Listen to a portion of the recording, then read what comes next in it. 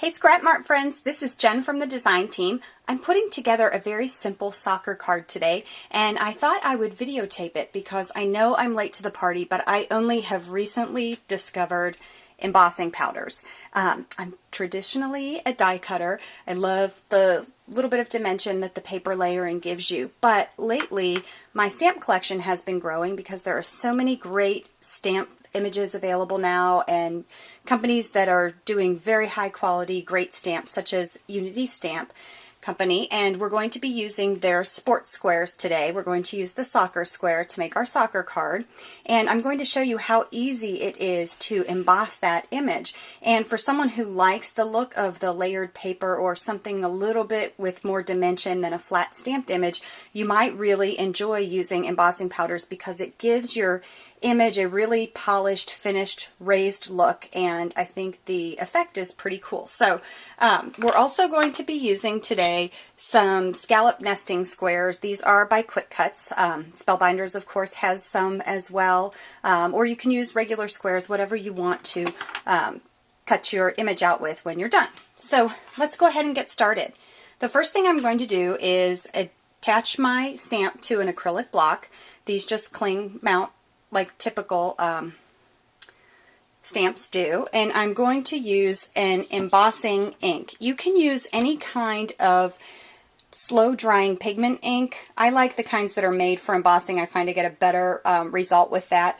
But the most important thing that you want to look for when you're choosing an embossing powder is the quality, and there are really two things to look for. One is the evenness of coverage, and the other is the vibrancy of the color. And the American Crafts Zing embossing powders really have both down pat. There are some cheaper versions on the market, but from what I've seen and experienced, those just do not give you the same quality of image that you get when you heat emboss with your American Crafts Zing embossing powders. And these are available, of course, at scrapmart.com. So let's go ahead and get started. We've got our soccer stamp, and I'm going to go ahead and ink this up just to make sure we've got enough ink on there. Now, an embossing ink is typically fairly clear, but this one has a little bit of a tint to it, so I can see where I have put my stamp down. And all you need to do is be pretty liberal in putting your embossing powder down, and all I'm doing is stamping my image over a folded piece of paper, because I will use that to actually, have it go back in my jar when I'm done. So I've got my image stamped, and we're going to cut it out so it doesn't matter that it's a little bit crooked. And I have my son is going to help me emboss with the heat gun because it's his favorite thing to use. And we're using the American Crafts Zap Heat Tool. So this is really great, but it gets very hot, so if you are having children help you, you do need to supervise them. So James, you ready to go? Yes. Okay, turn it on. I'm going to zoom in. Okay, angle it a little bit so we can show everyone the finished image. Keep going. Now you need to get just a bit closer so that embossing powder can melt. Oh, that's a little too close. Pull it away a little. Okay, that's great. Let Mom finish it off. I'm just going to make sure we finish our image. Okay, thank you, James. You're welcome, Mom. And I'm going to put this, try and get this in the camera so you can see how shiny and awesome that image turns out. Do you see how even the Zing embossing powders cover the image, and it gives it a little bit of shine and a really polished, finished look. So we are going to add this to our card in a minute, so I'm going to set it aside momentarily just while it cools down before I do anything with it. And then I'm going to assemble my card. So I've got all of the pieces that I intend to use on this card, just a little bit of black and white ribbon, and I've got a green background because that's what I think of when I think of soccer, lots of grass. But before I put this together, I'm going to add a little bit of texture to this cardstock using my Sizzix Texture Boutique. So let me zoom out. And I've got one of the Cuttlebug folders. These work fine. in your texture boutique. And I don't know the name of this, it's just got some circles on it. So I'm going to go ahead and put my paper in. Whoops, it's got embossing powder in it. Bear with me. And the nice thing about the Texture Boutique is it's really made exactly for embossing. The directions are on the plates that come with the machine. So I just am adding a shim because I'm not using a folded card. Put my sandwich together.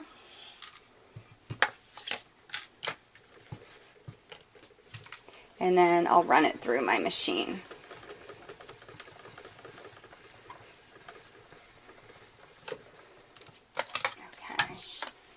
I just love that little purse machine. It is so cute.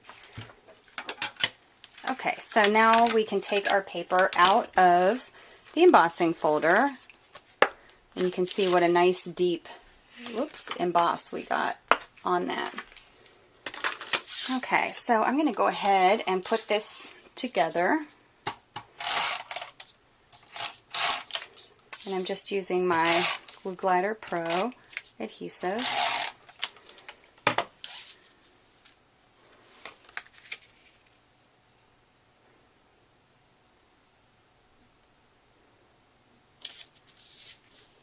Okay, great. And then for my ribbon piece, I'm just going to wrap this around a straight cut of black cardstock because the ribbon just really wasn't substantial enough for the card for me. And I'm just going to use a little bit of tape on the back side. I'm not putting a bow because this is a boyish card and I don't think my sons would like to have bows on the cards that they're giving to people. What do you think, James? Bow or no bow? No bow. No bow, okay. But are you okay with the black and white ribbon? Yeah.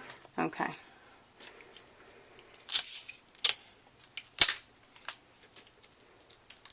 Okay. And that goes on the back of the card, so no one's ever going to, or the back of the piece, so no one's ever going to see that. Whoops. And we'll just add some adhesive on here.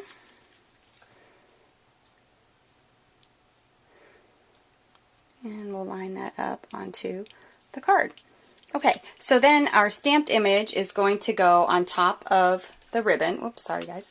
And we're going to need to cut that out now. So I'm going to set this aside and pull our image back because it's nice and cooled down now. And I'm going to cut that out using the Quickutz scallop square, and this one actually is the perfect size, as you can see. And a trick that I use to get these placed exactly the way I want them, because this is going to go, you put the cutting edge of the die on top of your image, and then you have to flip it over to cut it, and sometimes that will move on you. So I set it down where I want it to get it centered, and then I will put a little piece of removable tape, and that will just hold it down for me. So when I turn it over, I know that that's exactly where I need it to cut. Okay, oops. Go ahead and put my cutting plate in. Let's run this through to cut it out.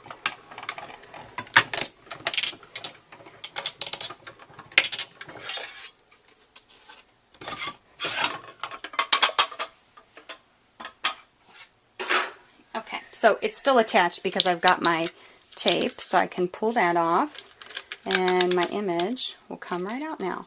So perfect, it's the way we want it. And again, if you can see that embossed detail, really gives it a sheen, finished look. So I've got a couple of pop dots that I'm going to use to just give this a little bit of lift. You can use any kind of dimensional adhesive that you have.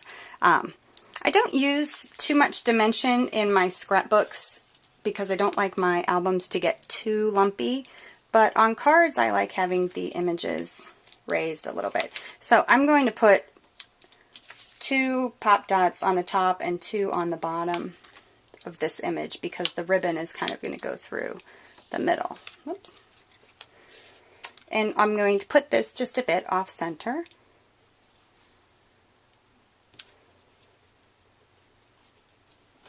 And there you go. There's our finished card. So thanks for watching, guys. We'll see you next time.